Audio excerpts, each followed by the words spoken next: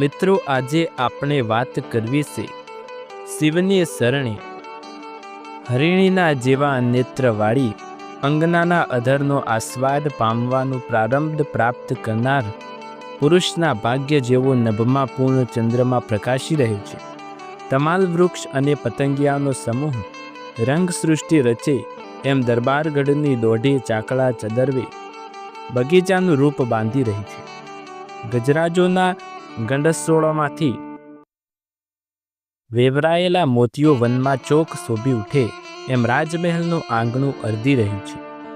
એવે ટાણે ભાવેણ ભાવનગરનો ભૂપ ગંગાજળિયો ગોહિલ આ તો ભાઈ હેતુ મિત્રો સુબટો અને ભાઈઓથી વીંટળાઈને બેઠો છે.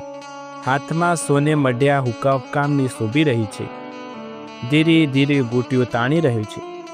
રાજકવિ આતાભાઈને ભલકારા ભણી રહ્યા છે. મોખડાની મર્દાનગીની વાતો મંડાણી છે. ભર્યા ડાયરામાં મોજુના તોરા છૂટી રહ્યા છે. એવે ટાણે તળાજાથી આવેલ કાસદે કાગળનો બીડો આતાભાઈને હાથો હાથ દીધો. આવનાર અસવાર માથે અલપ ઝલપ નજર નાખીને કારભરી તરફ બીડાનો ઘા કરીને મહારાજે કહ્યું, ઉકેલો શું આવડ છે? કારભારીએ કાગળ વાંચવા માંડ્યું. ગૌ બ્રાહ્મણ પ્રતિકાળ ગોહિલ કુળ ભૂષણ મહારાજ તખતસિંહજી એતાન શ્રી તળાજીથી ખીમાજીના જાજા હેતથી રામ રામ વાંચજો. મહારાજને માલુમ થાય જે જાંજમેરનો હમીર ખસ્યો હમણાંનો ફાટ્યો ફરે છે. આપણા રાજના ગામડાને લાગ મળે ભાગ્ય છે. રૈયતની રાવ વધી રહી છે. તે ઝાંઝર મેળવાળીની રાંડાઈ બંધ કરવા તાળબળતોડ બનતા ઉપાયો કરશું. બાકી સારાવાના છે. એ જ લિખિતંગ ખીમાજીના જય ખોડિયાર. કાગળના વેણ સાંભળતા જ આતાભાઈની કાનની બૂટ રાતી સોળ થઈ ગઈ. ડુવાપુવા થયેલ ભાવેણના ભૂપના દાઢી મૂછના કાતરા સળવળા ક્રોધથી સળગતી આંખ્યું ખીમાજીના કાગળમાંથી દ્રોબી વેણ કાઢ્યા. દી ઉગે ઘોડા સાબદા કરો એટલું બોલીને આતોભાઈ ઉઠી ગયા. શરમાળ છોકરીને સુરખી જેવું તેજ પાથરતા પાછલી રાતના તારા અદ્રશ્ય થયા. પો ફાટ્યું, અંધારું ભોયરામાં ભરાયું, પ્રાગડનો દોરો ફૂટ્યો. આતાબાઈએ પાખર સાથે પાલણ મંડ્યા. રાંગોવાળી વારને હાકી ઝાંઝર મેર માથે બકાક જેમ કરતા ઘોડા ઉપડ્યા.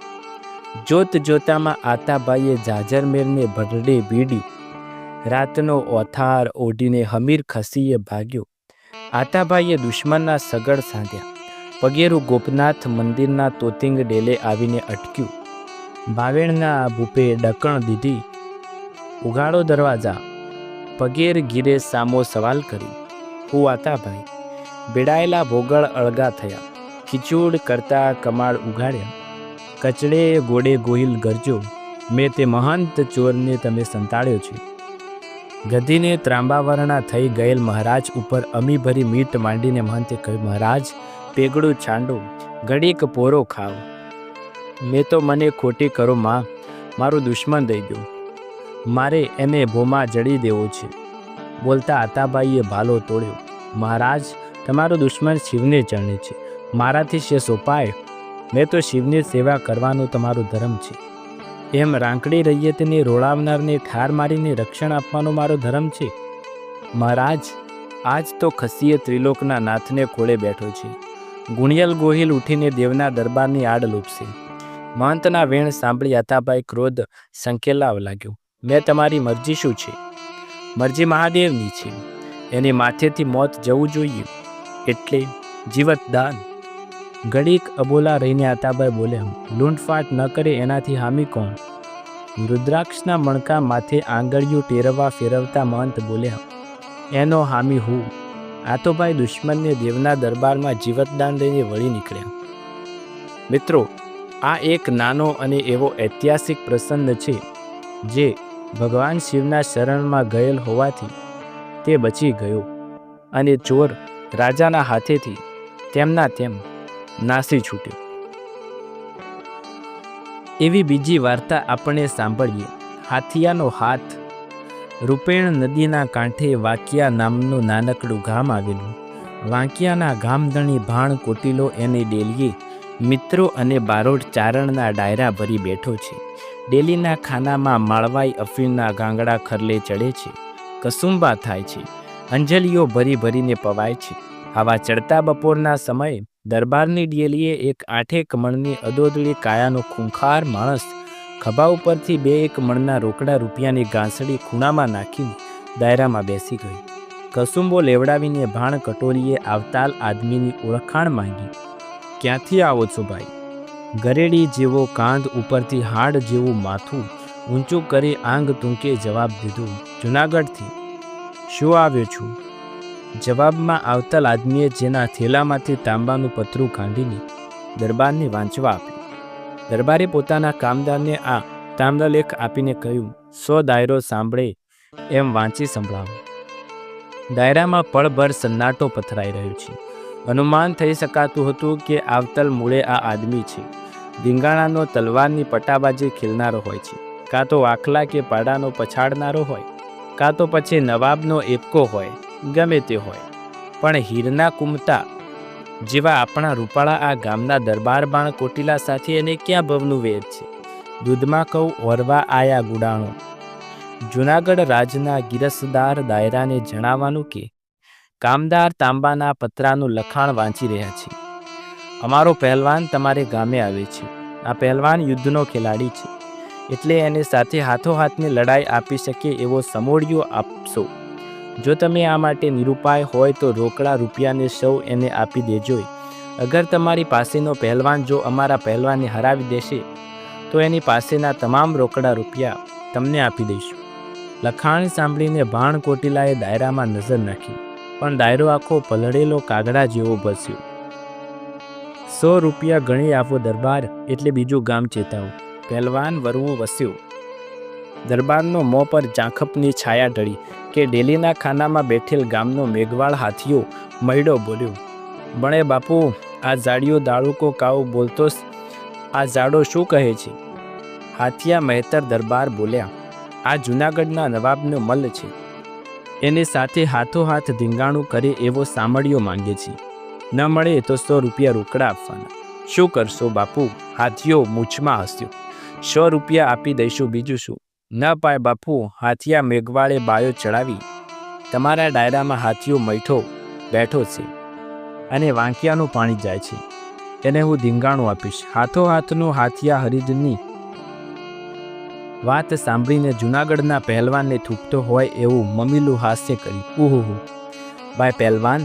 દરબાર બોલ્યા, અમારો હાથીઓ મેઘવાળ અને હાથોહાથનું ધીંગાણું આપે છે. બાપુ, તમારા હથિયાના હાડકાં ગણ્યા છે? પહેલવાન હસ્યો. ભાઈબંધ, ઊભો થા તો આ ઘડી જ ગણી દેખાડું. ખોંખારે મારી હાથીઓ ઊભો થયો. ભાઈ હાથિયા, આ પહેલવાન જૂનાગઢથી હાલીને આવ્યો છે, થાક્યો હશે. 2 દી ભલે તાજો માજો થાય. આજથી 3જા દિવસે આપનું દંડયુદ્ધ આપું છું. દરબારને નિર્ણય સંભળાવ્યો. એને 2 દિવસ તો આસપાસના ગામોમાં વાત સંભળાવી કે જૂનાગઢના નવાબના પહેલવાન સાથે વાંકિયા ગામનો હાથીઓ મેઘવાળ હાથોહાથની લડાઈ આપવાનો છે. હાથીઓ મેઘવાળનો લોટ બંધાઈ જવાનો હોય લોકચર્ચા થઈ. શું લેવા લોટ બંધાઈ જશે? એ તો જૂનાગઢના રાજનો મલ્લ છે. ઘણા બધાને હરાવીને હજારો રૂપિયા જીત્યો છે. હાથિયાનો રોટલો કરી નાખશે. પણ હાથિયા મેઘવાળે 20 પણ મણની પથ્થર શિલાઓ માથા પર મૂકીને દરબારની ડેલીએ ગોઠવી છે. જાણો છો ને, બળવાન છે, થાશે જેવા જેવી. 3જા દિવસે વાંકિયા ગામને પાદરે આસપાસના મનખો ઉમટ્યા. હાથીઓ અને નવાબનો પહેલવાન મેદાને પડ્યા. ભાઈ મલ, હાથીઓ બોલ્યો, તું અમારો મહેમાન છે એટલે પહેલો દાવ તારો. પહેલવાન હસ્યો. એમ ન ભેરું, આપણે સૌ પહેલા હાથોહાથ રામ રામ મળીએ. ભલે કહીને હાથિયાએ પોતાનો જમણો હાથ પહેલવાનની હથેળીમાં મૂક્યો. એક જ મચરકી આપીને ભલભલા બીણિયા માણસોની આંગળીઓ શેરડી સાઠાની જેમ પીલી નાખનાર એ પહેલવાનને દાંત કચકટીને હથિયા મેઘવાળને પોચો દાબ્યો. પણ વળતી પડે આ ખૂંખાર મલ થરથરી ગયો. એના અહમી કોથળીએ જાણે ઉતરાડ ગઈ હોય. પહેલવાનને પ્રતીત થયું કે પોતાના હાથમાં આવેલા હાથ માંસ હાડકાનો નથી, પણ ગજવેલ ટુકડાનો છે. પહેલવાને તાકાત વાપરી નાખી. હથિયાનો હાથ સલામત હતો અને મોં પરની રેખાઓ એકબંધ હતી. હવે ભણ્યું મારો વારો. હાથિયારને ખોંખારો દઈને પહેલવાનનો હાથ હાથમાં લીધો. તે તો ભાઈ નવાબની ભેંસુના દૂધ પી ખાધા છે, મેં તો બાણ કટોલીના ગઢની છાશ જ પીધી છે, પણ આજ અમારી રૂપેણ નદીનું પાણી જોતો જા. અને હાથિયાને મચરકી દીધી. દિવાળીને દિવસે છોકરાઓ હવાઈ ચડાવી હોય એમ પહેલવાનના દોડા અદ્ધર ચડ્યા. કાચો ગળો ફસકાઈ પડે એમ એનો ચહેરો ફસકાઈ ગયો. મોય જોવા જાડા એના હોઠ ખુલી ગયા અને ખોબો એક લાળોની સાથે ચીસ નીકળી ગઈ. છોડ દે મારે હારા. અને હથિયારાએ જ્યારે પહેલવાનનો હાથ છોડ્યો ત્યારે મેદીએ સગી આંખી જોયું. પહેલવાનની આંગળીઓ લીરો ચીરાય એમ ચીરાઈ ગઈ. હાથના પોચાનો લોદો થઈ ગયો અને ધોધબંધ લોહી વહી રહ્યું છે. શરત મુજબ પહેલવાને રૂપિયાની ગાંસડી ઠાલવી દીધી. હાથિયાના પરાક્રમ બાણ કોટીલો ખંભાળ્યા થઈ ગયા. મહાદેવના દાર નામે ઓળખાતું 100 વીઘાનું ખેતર એણે હાથિયા મૈડાને લખી દીધું. દરબારના મા ગઢમાંથી ઠાળ 1 રૂપિયા અને દૂધણી 1 ભેંસ હથિયાણાના ઇનામમાં આપી દીધી. સાણા ડુંગરની અથવાડ શિલાઓ એક વધારે પરાક્રમ ગાથા લખાણી. રૂપેણ નદીએ તે દી પોતાના પનોતા આ પુત્રની તાકાત ઉપર ખળખળ હસી દીધું. આ મહાદેવ ધામનું 100 વીઘાનું ખેતર હથિયાના વંશજો મહિડા હરિજનો આજ પણ વાવે છે અને તેને ભોગવે છે. મિત્રો, કેવો લાગ્યો તમને આ વિડીયો? વિડીયો પસંદ આવ્યો હોય તો વિડીયોને લાઇક, શેર, કમેન્ટ કરજો. ચેનલ પર નવા હોય તો ચેનલને સબસ્ક્રાઈબ કરીને બેલ આઇકન જરૂર દબાવજો.